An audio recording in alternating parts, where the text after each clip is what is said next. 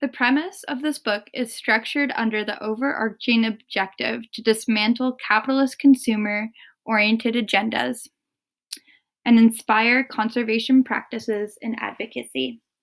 More broadly, the narrative of both these books, as well as mine, could be applied as an example for scientific information being communicated to the general public effectively and in an engaging way. This leading us into content. First, starting with the page overview of the book. Within designing each of these chapters, intentional character design played a crucial role in engaging the audience. Vera, being the main character, went through an extensive transformation in presenting a final draft. I took into consideration that within character design, the ultimate goal is to create a character that is attractive to the intended audience.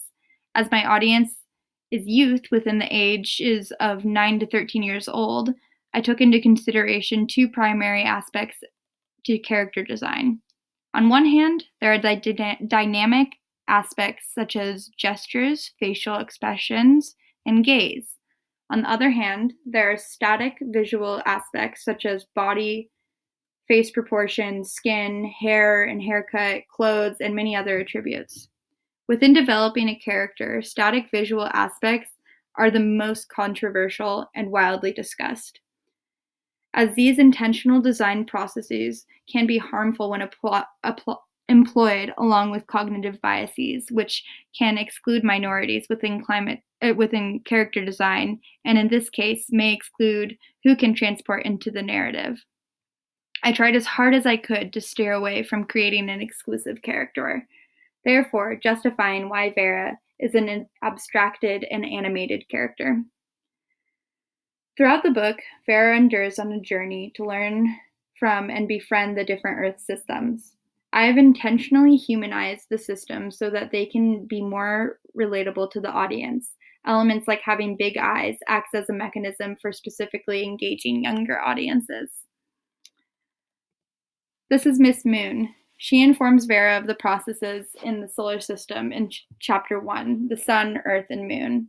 She was specifically made female because in Greek mythology, the moon was actively associated with as a protective goddess or maternal mother figure. Then there's Mr. Sun, and he was made male because in Greek mythology, the sun was historically associated with masculinity because it provided life-giving power and endurance. He doesn't engage much with Vera within the narrative, but he's still a very important character. Molly, the mountain, was curated as a perfect mediator for explaining tectonics and geologic formations within Chapter 2, Rocks. Cumulus, the cloud, teaches Vera of the atmosphere and what happens within Chapter 3 and Chapter 6, the air chapter and climate change chapter. Hydro teaches Vera about water in Chapter 4. Trillium, the flower, teaches Vera about life in the biosphere in Chapter 5. Setting was also intentional, as it represents some of the biomes present within the United States. More so, the setting provides ecosystems that can be found all around the world and give the reader a place-based connection to where climate change is being experienced.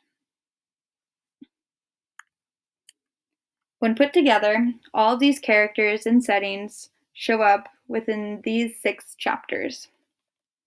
The first chapter is about the solar system, more specifically revealing how the sun, earth, and moon formed. This chapter creates an origin story for all of the earth and its systems, further addressed. One of the processes outlined in this chapter is the nebular hypothesis. Some of the pages are included in image 19 and 20 through 21, page 6, 7, and 8. This is when Vera is asking Miss Moon about how the planets came to be, beginning of page 6. First, there was gas and dust that formed a cloud of energy.